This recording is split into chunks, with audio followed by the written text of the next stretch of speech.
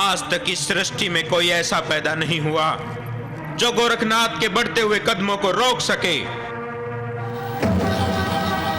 मैं तुम्हें पुनः चेतावनी देती हूँ, रुक जाओ, वरना मैं तुम्हें मौत के घाट उतार दूंगी। अगर तुम में इतना ही साहस है तो अपनी मायावी शक्तियों को समेट कर हमारे सामने आओ।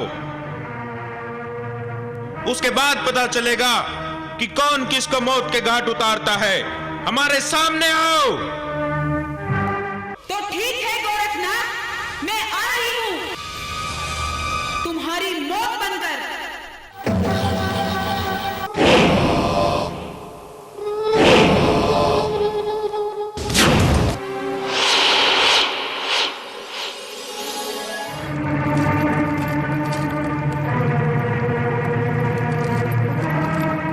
हे माता काली, प्रणाम। तुम क्या समझते हो गोरखनाथ, मैं तुम्हें प्रणाम करने से क्षमा कर दूंगी? माता, प्रश्न क्षमा करने या न करने का नहीं है। आप तो देवी स्वरूपा हैं, साक्षात महादेवी हैं। हे माता काली, आप हमारे लिए बहुत ही आदरणीय व पूजनीय हैं। गोरखनाथ, नाथ शिरोमणि, नाथ पंथ के गुरु, जब मौत सामने दिखाई दी तो उसका गुणगान करने लगे, लेकिन अब बहुत देर हो चुकी है गोरखनाथ। अब मेरा ये क्रोध तुम्हारी प्राण लेकर ही शांत होगा।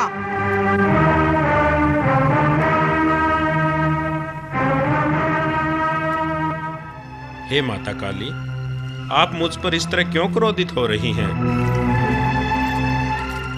मैं उसका कारण जानना चाहता हूँ। सब कुछ जानते हुए भी अनजान मत बनो गोरखनाथ। क्या तुम्हें इतना भी ज्ञात नहीं कि ये मेरा क्षेत्र है, और जो कोई मेरे क्षेत्र या मेरे मंदिर में प्रवेश करता है तो पहले उसे मुझे प्रसन्न करने के लिए एक इंसान की बलि देनी पड़ती है। अगर जो कोई ऐसा नहीं करता तो मैं उसके शरीर के छोटे छोटे टुकड़े कर स्वयं ही उसकी बलि ले लेती हूँ। माता, आपका इस तरह निर्दोष प्राणियों की भेंट लेना उचित नहीं है। और वैसे भी हम साधु संतों पर आपके ये नियम लागू नहीं होते। मुझे ज्यादा शिक्षाएं देने की आवश्यकता नहीं है गोरखनाथ। किस पर क्या नियम लागू होते हैं ये सोचना हमारा काम है, क्योंकि तुम इस समय मेरे अधिकार क्षेत्र में खड़े हो।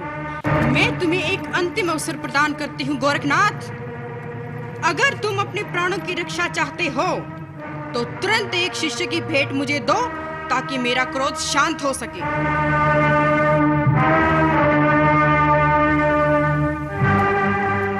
नहीं माता, नहीं।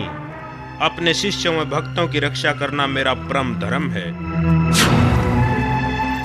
मैं स्वयं के प्राणों की रक्षा के लिए अपने किसी शिष्य की बलि नहीं दूंगा।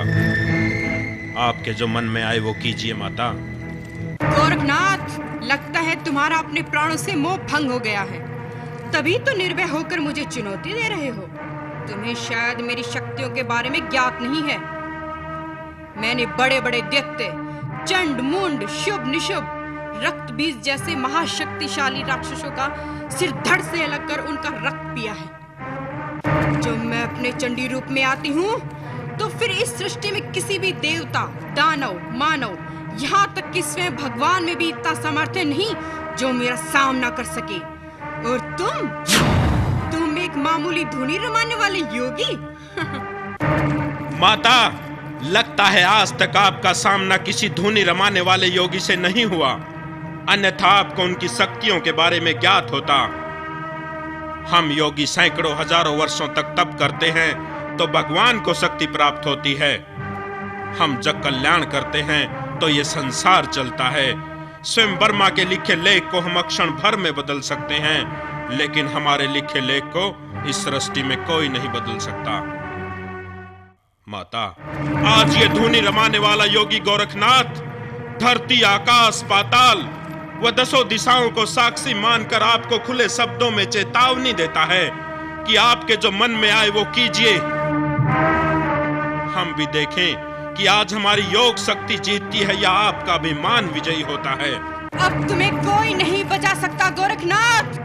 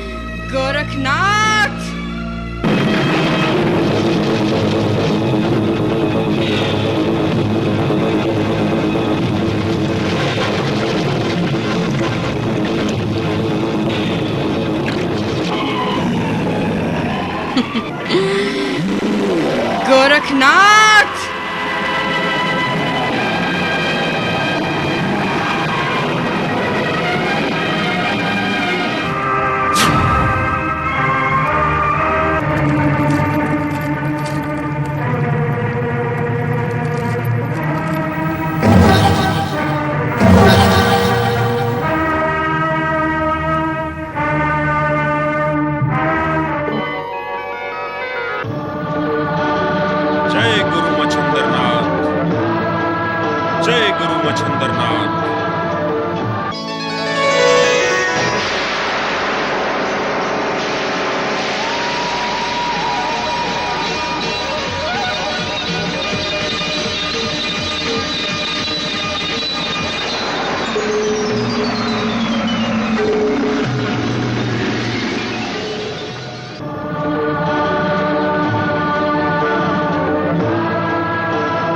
जय गुरु मच्छिंद्रनाथ।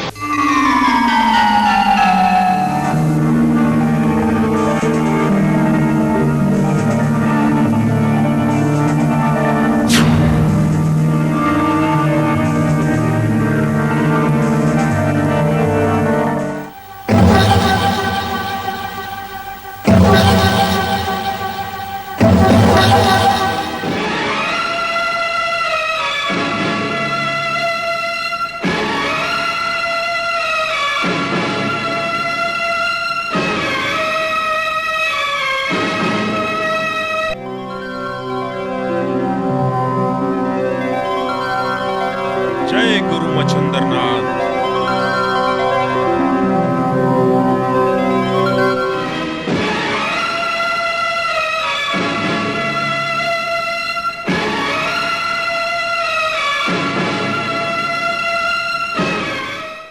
मैं माँ हूँ, धरती माँ। तो इस प्रकार माँ काली व शिव अवतारी गुरु गोरखनाथ जी के मध्य हृदय हिला देने वाला महायुद्ध प्रारंभ हो गया।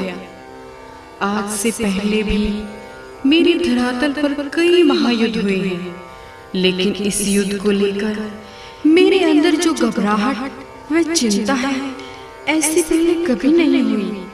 मैं चिंतित हूँ इस युद्ध के परिणाम को लेकर। मैं चिंतित हूँ अपने अस्तित्व को लेकर, क्योंकि इस महासंग्राम में इन महाशक्तियों द्वारा छोड़ी गई कोई भी शक्ति अगर अपने मार्ग से भटक गई, तो फिर इस धरा पर किसी भी जीव जंतु, मानव, दानव, यहाँ तक कि स्वयं मेरा भी बच पाना असंभव होगा। परंतु माँ काली द्वारा छोड़ी गई हर शक्ति को महायोगी गुरु गोरखनाथ जी मात दे रहे थे, जिसके फलस्वरूप माँ काली की समस्त शक्तियाँ धीरे धीरे समाप्त हो रही थी।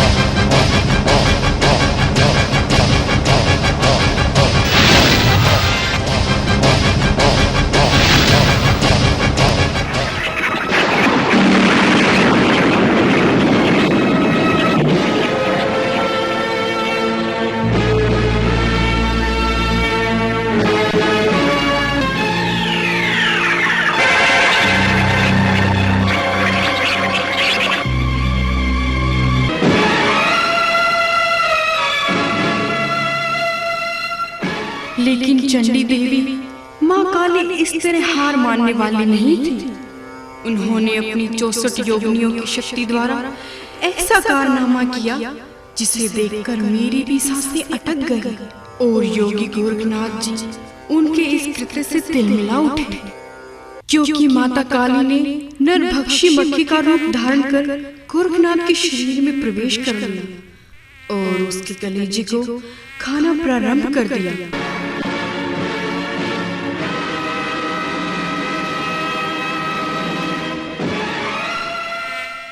एक समय तो योगी गोरखनाथ की विचलित अवस्था को देखकर ऐसा लगता था मानो उसके पास इससे बचने का कोई उपाय नहीं है और चंडी रूपी नरभक्षी मक्खी उनके पूरे शरीर के मांस को खाकर उन्हें समाप्त कर देगी।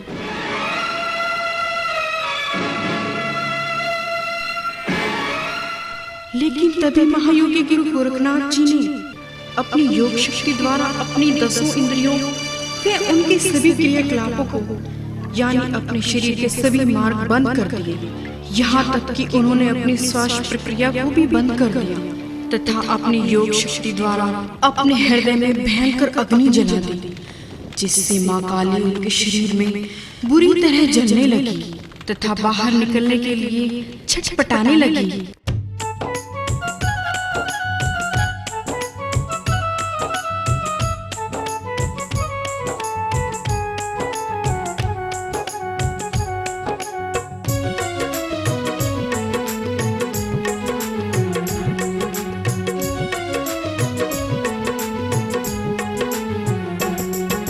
शिव अवतारी गुरु गोरख जी ज्वाला शांत करो, हो गई मुझसे भूल ये योगी गलती माफ करो। शिव अवतारी गुरु गोरख जी ज्वाला शांत करो, हो गई मुझसे भूल ये योगी गलती माफ करो।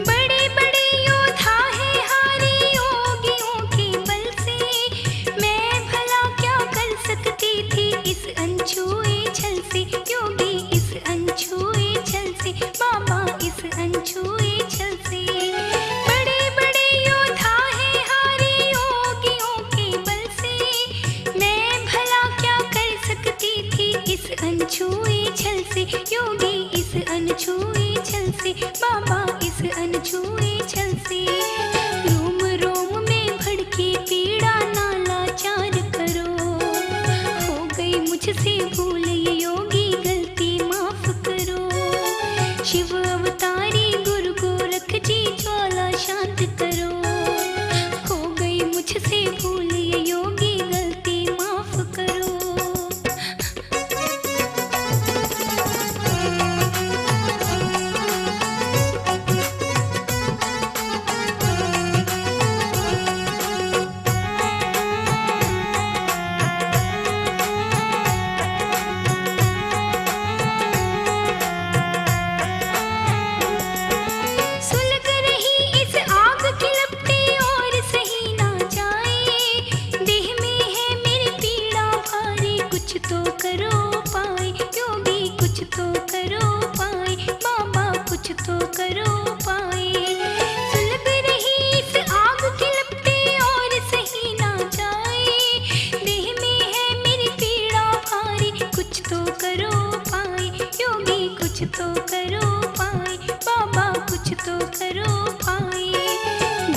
मुक्ति इस पीड़ा से तुम उद्धार करो, हो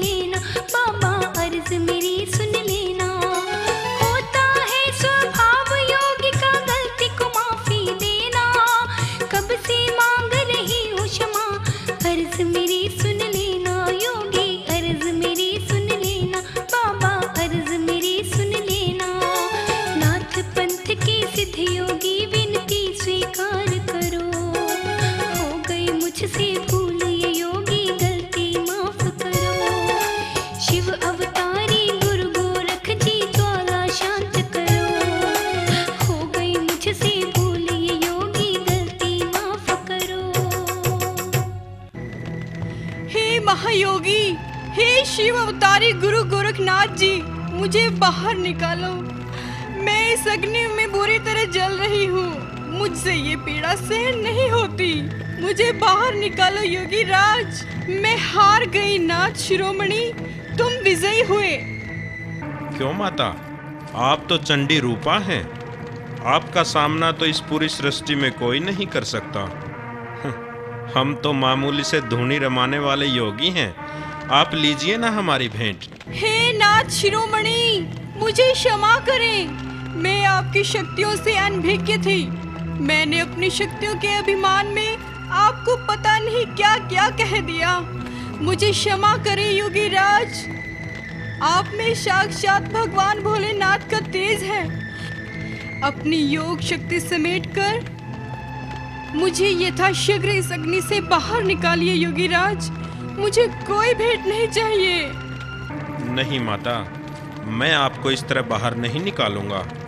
इसके लिए आपको मुझे 3 वचन देने पड़ेंगे। अगर आपको ये स्वीकार है तो ही मैं आपको बाहर निकाल सकता हूँ। हे महायोगी, हे सिद्ध पुरुष, मुझसे आप कोई भी वचन ले लीजिए। मुझ में हर वचन को स्वीकार करने की शक्ति है, लेकिन मैं इस भयंकर अग्नि की पीड़ा को और ज्यादा समय तक सहन नहीं कर सकती। आप यथाशीघ्र बताएं योगी राज, आप मुझसे कौन कौन से 3 वचन चाहते हैं? हाँ। माता, मुझे पहला वचन तो ये दें कि आज के बाद आप अपने क्षेत्र या मंदिर में भेंट स्वरूप किसी इंसान की बलि नहीं लेंगी। दूसरा वचन ये कि आपके दर पर जो कोई भक्त अपनी मन्नत लेकर आएगा, उसके साथ आप निर्धन धनवान ऊंच नीच का भेदभाव न कर समानता का व्यवहार करेंगी। किसी भी व्यक्ति की मन्नत पूरी आप उसकी भेंट या अधिक चढ़ावा चढ़ाने से नहीं, बल्कि उसके द्वारा की गई सच्ची भक्ति के आधार पर ही करेंगी।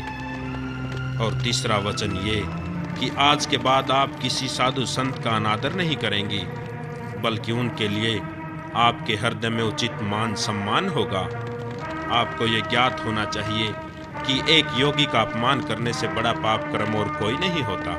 हे नाथ शिरोमणि, मैं आपको वचन देती हूँ कि आज के बाद मैं किसी इंसान की भेंट नहीं लूंगी। मेरे मंदिर में जो भी भक्त अपनी स्वेच्छा से जो भी भेंट या चढ़ावा चढ़ाएगा, वही मुझे स्वीकार्य होगा। और न ही मैं कभी भूलकर किसी भी साधु योगी का तिरस्कार करूंगी। मेरे हृदय में उनके लिए सदैव आदर सम्मान रहेगा। हे योगी राज, मुझे आपके 3 वचन स्वीकार्य हैं। अब कृपया मुझे इस भयंकर अग्नि से बाहर निकालें। इसकी पीड़ा असहनीय है। ठीक है माता।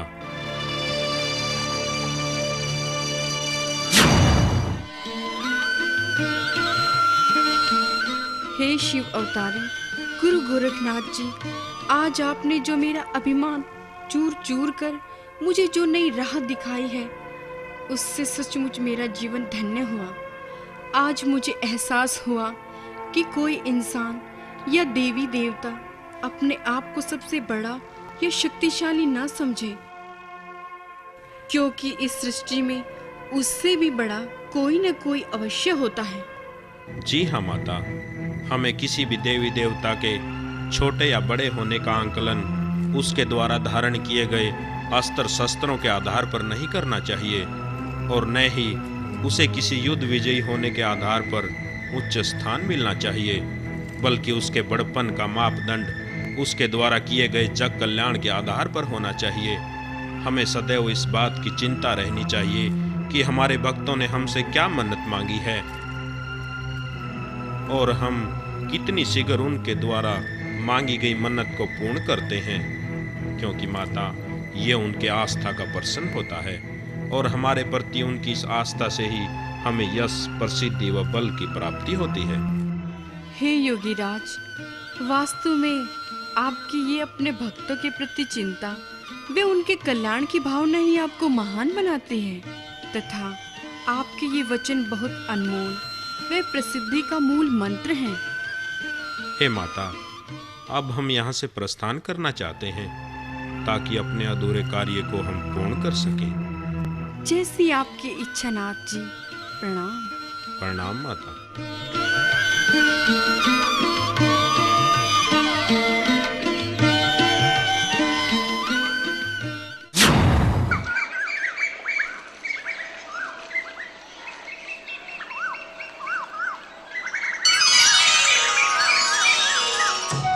हे गुरुदेव प्रणाम। सचमुच आप धन्य हैं। आज हमें पूर्ण विश्वास हो गया कि जिस गुरु गोरखनाथ के हम शिष्य हैं, उनकी तुलना में इस पूरी सृष्टि में कोई नहीं हो सकता। हे गुरुदेव, अब हमारा आगे का मार्गदर्शन करें। अब हमें क्या करना है? हमें आपके अगले आदेश का इंतजार है गुरुदेव। शिष्य चौरंगीनाथ, इस समय हमारा प्रथम कार्य गुरुदेव की शरीर की हड्डियों को ढूंढना है, क्योंकि हड्डियों के टुकड़ों को जोड़कर ही हम गुरुदेव के मृत शरीर को पुनः प्राप्त कर सकते हैं। अन्यथा गुरुदेव को सदा राजा के शरीर में ही रहना पड़ेगा। अतः इस पूरे जंगल के कोने कोने को छान मारो, हम गुरुदेव के शरीर की हड्डियों को ढूंढ कर ही रहेंगे।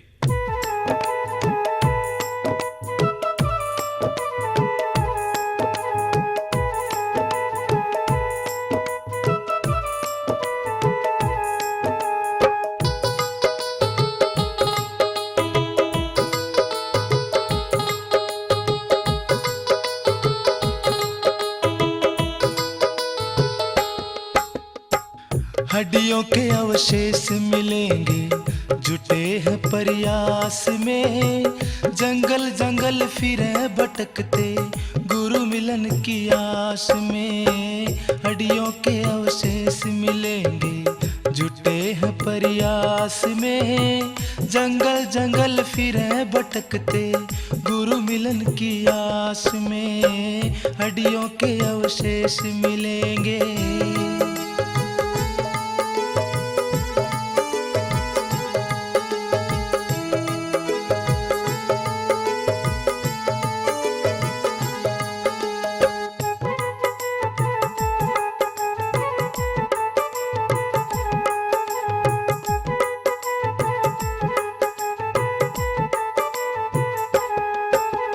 चारों ओर घूम रहे हैं महायोगी गोरखनाथ, महायोगी गोरखनाथ। ढूंढते ढूंढते हारे हैं, कुछ भी लगा नहीं हाथ, कुछ भी लगा नहीं हाथ। रे किस्मत री, ढूंढते ढूंढते वो हारे हैं, कुछ भी लगा नहीं हाथ। गुरु का ही नाम है जीवन, गोरख इस संसार में। हड्डियों के अवशेष मिलेंगे जुटे हैं प्रयास में, जंगल जंगल फिरे भटकते गुरु मिलन की आस में। हड्डियों के अवशेष मिलेंगे।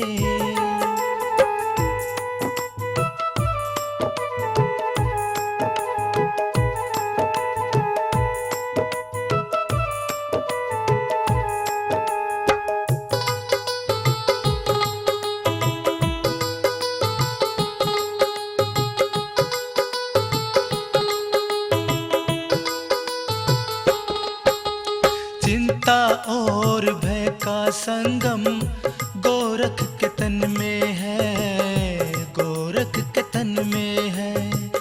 ख्यालों की ज्वालामुखी अब गोरख के मन में है, गोरख के मन में है।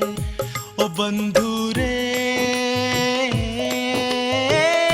ख्यालों की ज्वालामुखी अब गोरख के मन में है। गुरु ही विराजमान है गोरख की हर सांस में। हड्डियों के अवशेष मिलेंगे जुटे हैं प्रयास में, जंगल जंगल फिरे भटकते गुरु मिलन की आस में हड्डियों के अवशेष मिलेंगे।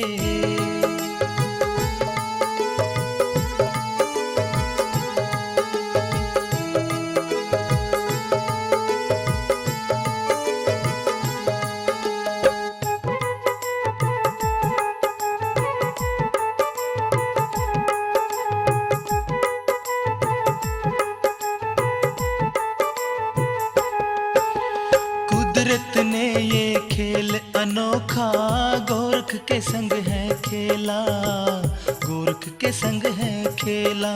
चेहरे पे चिंता की झुर्रियां, गमों का लगा मेला, गमों का लगा मेला।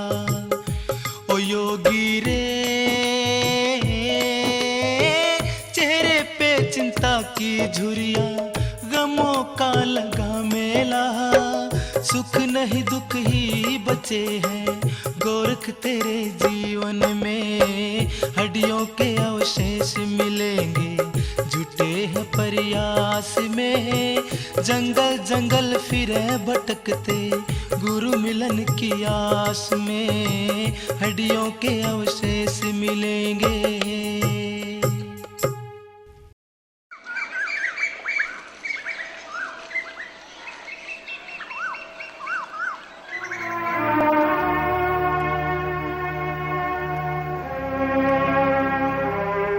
हे गुरुदेव, हमने पूरे जंगल में हर जगह गुरुदेव की हड्डियों को तलाश कर लिया। इस जंगल में अब कोई ऐसी जगह शेष नहीं रही जहां हमने उनको नहीं ढूंढा हो।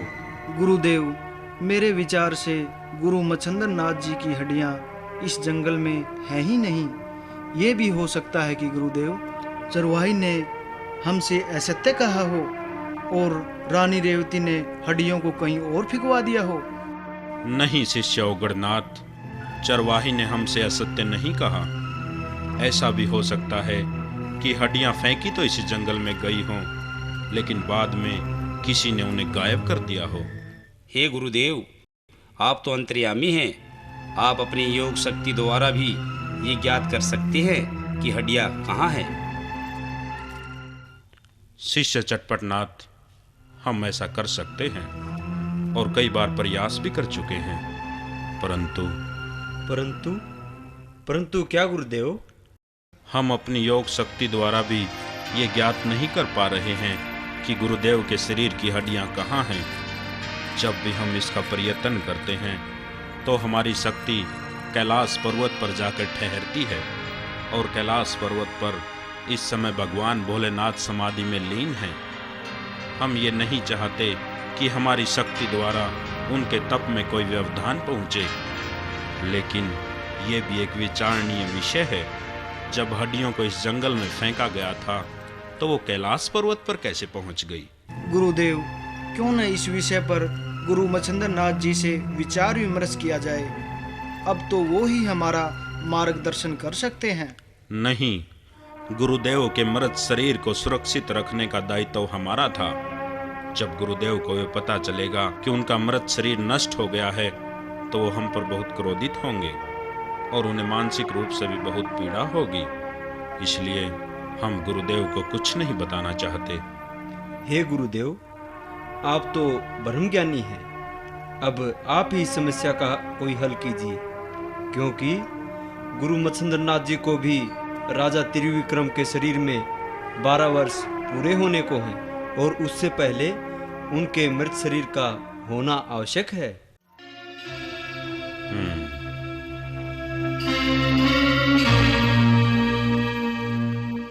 सूर्यदेव, इस विषय में सूर्यदेव हमारी सहायता अवश्य कर सकते हैं। सूर्यदेव? वो कैसे गुरुदेव? शिष्य चटपटनाथ, इस पृथ्वी लोक पर कोई भी घटना, चाहे वो कितने ही गुप्त रूप से घटित हुई हो, लेकिन उसके एकमात्र प्रत्यक्षदर्शी सूर्यदेव हर स्थान पर विद्यमान रहते हैं। वो एक मूक दर्शक की भांति इस संसार में होने वाली हर घटना को देखते हैं, और ये घटना भी उनसे छिपी नहीं होगी। हे सूर्यदेव, हमारे सामने इसी समय उपस्थित होने का कष्ट करें हमारे सामने इसी समय उपस्थित हो सूर्यदेव।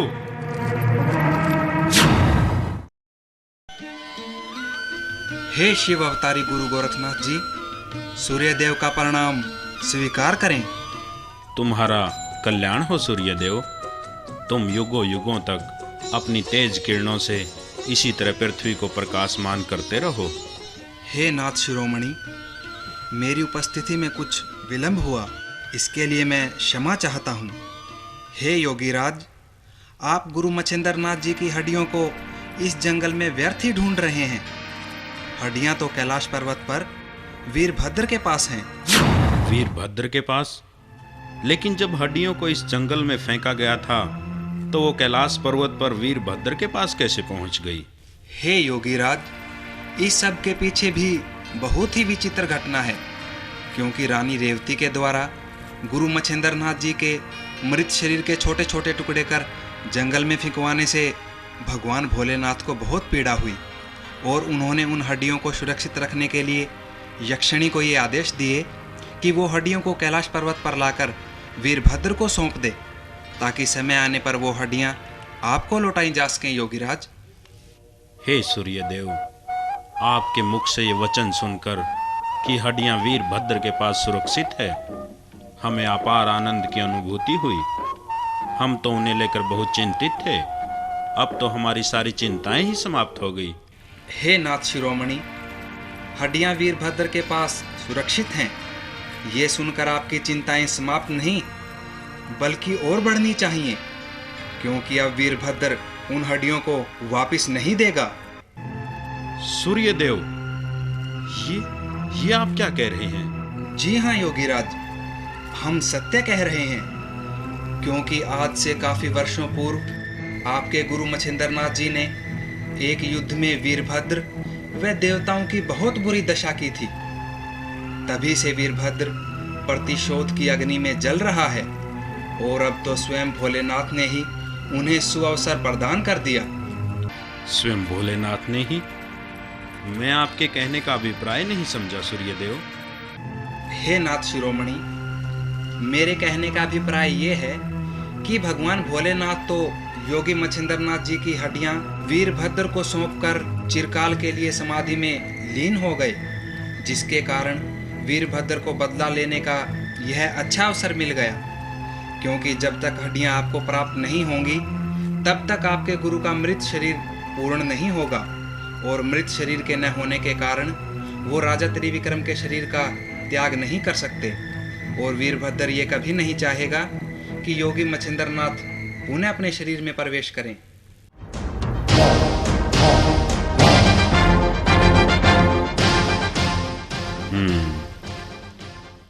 वीरभद्र की ये चाहत हम कभी पूर्ण नहीं होने देंगे।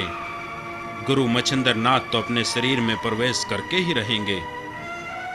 वीरभद्र को हम उसके इस घिनौने कृत्य का ऐसा दंड देंगे कि वो फिर कभी नाथ पंथ के योगियों के सामने आंख उठाने का साहस भी नहीं करेगा। मैं क्षमा चाहता हूँ योगीराज, कृपया आप वीरभद्र को इतने हल्के में न लें, क्योंकि जिस समय वो योगी मच्छिंद्र नाथ जी से पराजित हुए थे तो वे इतने शक्तिशाली नहीं थे। अब तो उन्होंने अपने कठोर तप द्वारा इतनी अधिक शक्तियाँ प्राप्त कर ली हैं कि उसके सामने हम देवताओं का भी क्षण भर ठहर पाना असंभव है गुरुदेव।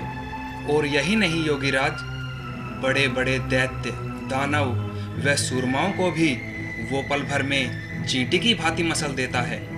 विशेष रूप से भगवान भोलेनाथ ने ही उन्हें इतनी दुर्लभ शक्तियाँ प्रदान की हैं कि जिसकी काट किसी के पास नहीं है। सूर्यदेव, लगता है आप वीरभद्र की शक्तियों का बखान करके हमारे सामने डर उत्पन्न करना चाहते हो। नहीं नहीं नाथ शिरोमणि, मुझे गलत ना समझें, मेरे लिए तो आप पूजनीय हैं। मैंने आपको सच्चाई से अवगत कराना अपना कर्तव्य समझा। अब मुझे आज्ञा दे योगीराज। प्रणाम योगीराज।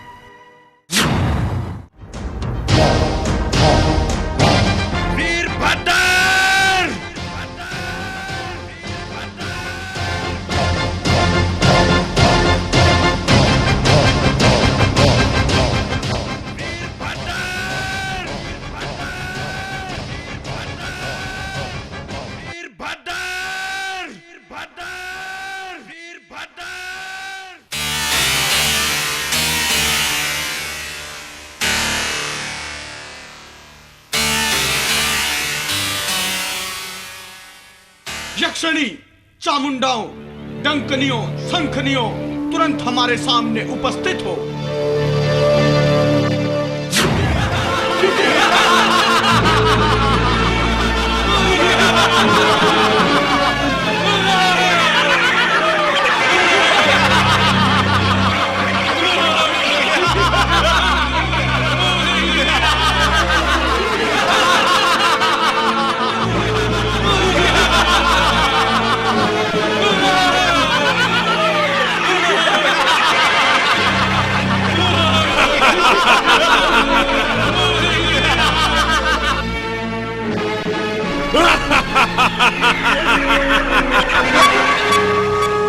आदेश करें महाराज, हमें क्या करना है?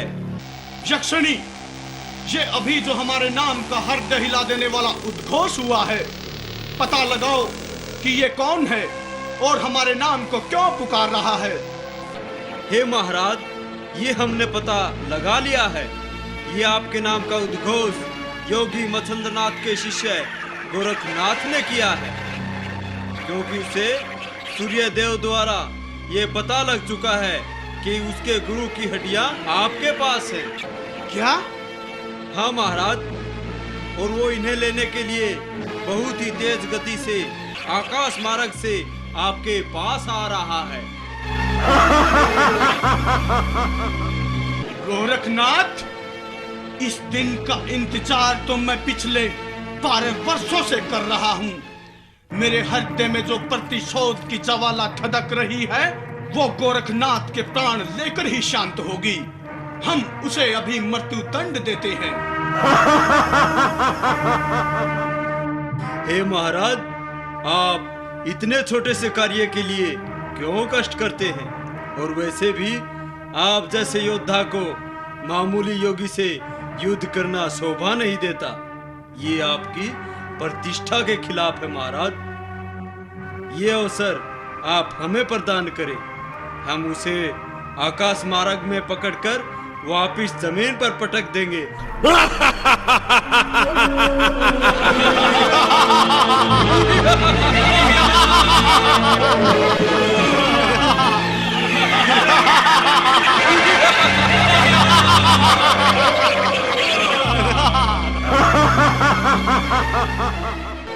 तो ठीक है यक्षिणी, तुम इसी वक्त इन चामुंडाओं, डंकनियों, शंखनियों को लेकर जाओ और उस दुष्ट योगी को वो बुरी मृत्यु दो कि जिससे देखने वाले की भी रूह कांप उठे और संपूर्ण नाथ पंथ वीरभद्र का नाम सुनते ही थर थर कांपने लग जाए।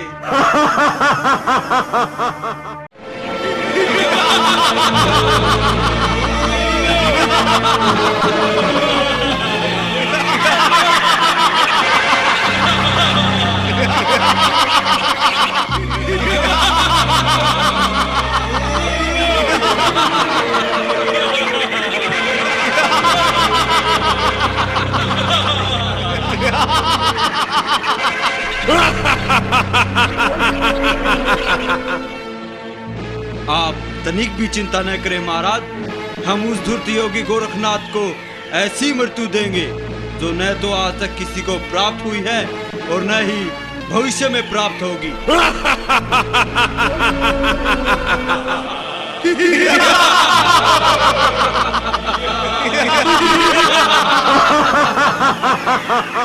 अब हमें आज्ञा दे महाराज। जाओ, आज्ञा है। गोरखनाथ,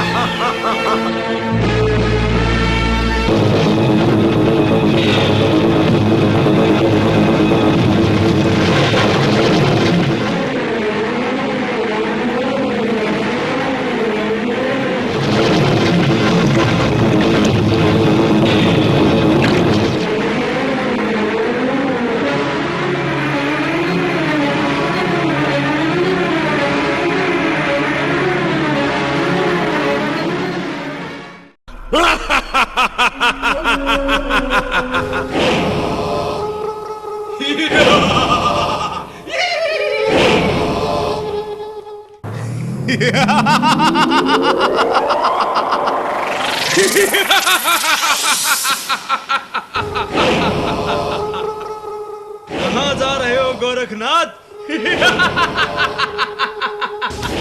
अपने गुरु की हड्डियां लेने।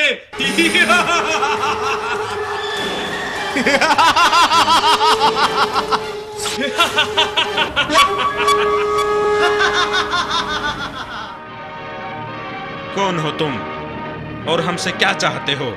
हम कौन, ये हमसे मत पूछो गोरखनाथ। हम तुमसे तुम्हारे शरीर की हड्डियां चाहते हैं, तुम्हारे रक्त को पीना चाहते हैं।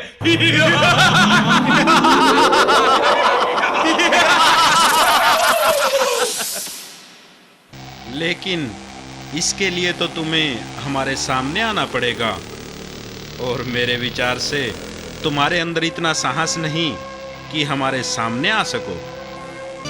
तुम हमारे साहस को छोड़ो गोरखनाथ, अपनी चिंता करो। कहीं हम तुम्हारे सामने आ गए तो डर के मारे तुम्हारा कलेजा न फट जाए। तुम भागने खड़े हो।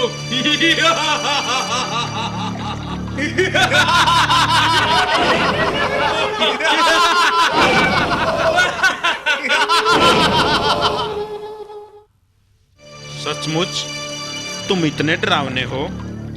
फिर तो हम तुम्हारे दर्शन अवश्य करना चाहेंगे। तो ठीक है, हम अभी तुम्हारे सम्मुख उपस्थित होते हैं।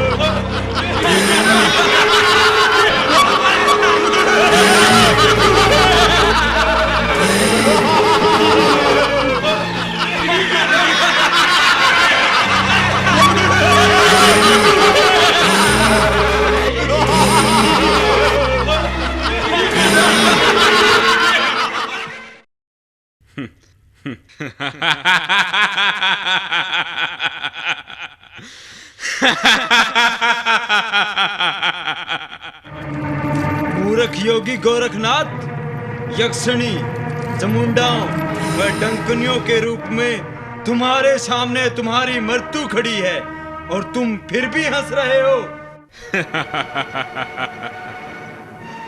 यक्षिणी, हमें तो तुम्हारे साहस को देखकर हंसी आ रही है।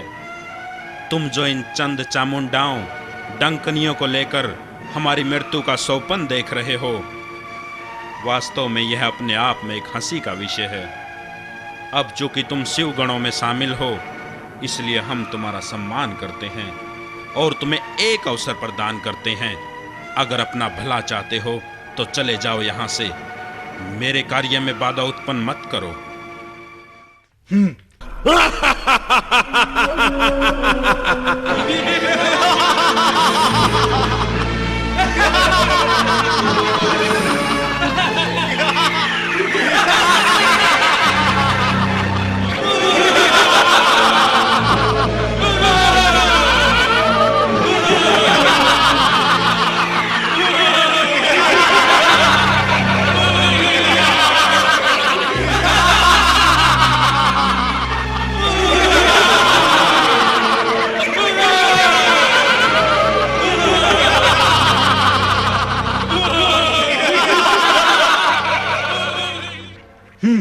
गोरखनाथ, तुम हमारा सम्मान शिवगण होने के कारण नहीं, बल्कि हमसे डर कर रहे हो। अपनी कायरता को महानता का रूप न दो गोरखनाथ। यक्षिणी, तुम जैसे लोगों की यही सोच तो तुम्हारी मृत्यु का कारण बनती है। तुम जैसी अगर लाखों और चामुंडाएं डंकनियां भी हमारे सामने होती तो भी हमारे हृदय में तनिक भी डर नहीं होता, क्योंकि तुम इस योग्य हो ही नहीं जो हमारा सामना कर सको। गोरखनाथ, नोच ले इसके शरीर की बोटी बोटी को, मार डालो इस दुष्ट को।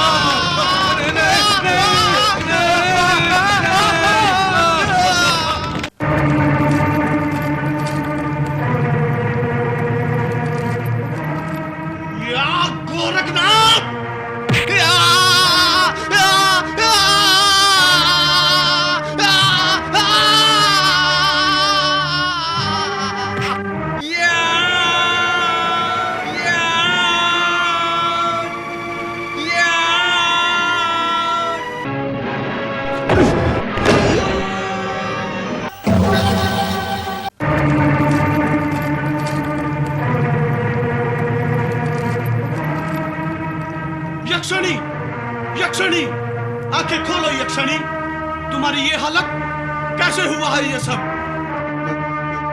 महाराज, महाराज। हाँ हाँ हाँ, बोलो यक्षिणी। गोरखनाथ बहुत शक्तिशाली है महाराज। उसके गुरु की हड्डियां उसे दे दीजिए महाराज।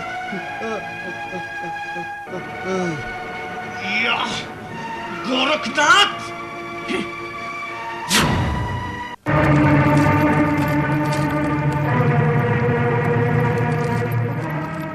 गोरखनाथ, इस यक्षिणी को मारकर तुम वीरभद्र के हृदय में अपना डर पैदा करना चाहते हो या? वीरभद्र, न तो मैं यहाँ शक्ति प्रदर्शन करने आया हूँ और न ही तुम्हें भयभीत करने। मैं यहाँ मेरे गुरु मच्छिंद्र नाथ जी के शरीर की हड्डियां लेने आया हूँ। वो हड्डियां मुझे सौंप दो वीरभद्र। हड्डियां सौंप दूं? मच्छिंद्र नाथ की? तुम्हें शायद ज्ञात नहीं गोरखनाथ, इस दिन का इंतजार तो मैं पिछले 12 वर्षों से कर रहा हूं, क्योंकि तुम्हारे गुरु मच्छिंद्र नाथ ने हमारी व देवताओं की युद्ध में वो बुरी दशा की थी जिसको मैं आज तक नहीं भुला पाया हूं। और मैंने उसी दिन प्रण कर लिया था कि एक न एक दिन मैं इसका प्रतिशोध मच्छिंद्र नाथ से अवश्य लूंगा, और आज वो शुभ दिन आ ही गया। देखो वीरभद्र, तुम जैसे महान योद्धा व शिवगण को इस तरह की बातें शोभा नहीं देती। भगवान शिव ने ये हड्डियां तुम्हें इसलिए सौंपी थी ताकि तुम इनको 12 वर्षों तक सुरक्षित रख सको, और समय आने पर तुम इन्हें हमें वापस कर दो। और अब तुम ऐसा न करके भगवान शिव के आदेश की अवहेलना कर रहे हो, और ये कार्य नीति शास्त्र के खिलाफ है। ये उपदेश जाकर अपने शिष्यों को देना गोरखनाथ। हमारा नीति शास्त्र तो यही कहता है कि अपने दुश्मन से बदला जिस भी समय, जिस भी प्रकार और जब भी अवसर मिले ले लेना चाहिए। और रही बात भोलेनाथ के आदेश की, सो वो तो चिरकाल के लिए समाधि में लीन हो गए हैं, और हमारे लिए इससे अच्छा अवसर क्या होगा? वीरभद्र, ये जो तुम गुरुदेव की हड्डियों को अपना अवसर मान रहे हो, तो ये तुम्हारा अवसर नहीं बल्कि तुम्हारी कायरता है। अगर तुम इतने ही वीर होते तो उस समय गुरुदेव से युद्ध में पराजित नहीं होते। और अब तुम में कौन सी शक्ति का समायोजन है जो हमारा सामना करने के लिए भी तैयार हो? जिस समय हमारा युद्ध तुम्हारे गुरुदेव से हुआ था गोरखनाथ, उस समय हमारी शक्तियां बहुत तुच्छ थी, लेकिन अब हमने अपने कठोर तप के द्वारा भगवान भोलेनाथ से वो शक्तियां प्राप्त कर ली है, जिसके कारण अब मैं तुम्हारे गुरु के समान सैकड़ों योगियों को अक्षर मात्र में हरा सकता हूँ। और हमें यह भी ज्ञात है गोरखनाथ कि तुम्हें नाथ पंथ में बहुत सम्मान प्राप्त है। तुम्हारे जैसा शक्तिशाली योगी पूरे नाथ पंथ में नहीं है।